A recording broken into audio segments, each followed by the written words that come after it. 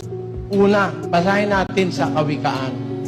Kung iyong hahanapin siya na parang pilak at sasaliksikin mo siyang parang kayamanang natatago, kung magkagayoy, iyong mauunawa ang pagkatakot sa Panginoon at masusumpungan mo ang kaalaman ng Diyos. Dapat pamunahin yun bago ka mangarap. Kasi kung mangangarap ka, wala kang kasamang Diyos, sino ang bubuo ng pangarap mo? Ha? Bawa, matalino ka. Ay, pangarap ko muna maging engineer. Oh, wala kang Diyos sa buhay. Nagkasakit ka, magiging engineer ka, paglumpo ka na, mahirap na.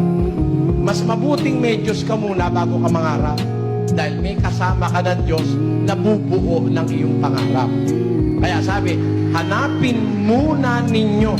Yun ang nakasulat sa 6:33. Seek ye first the kingdom and the righteousness of God, and all these things shall be added unto you. Seek ye first.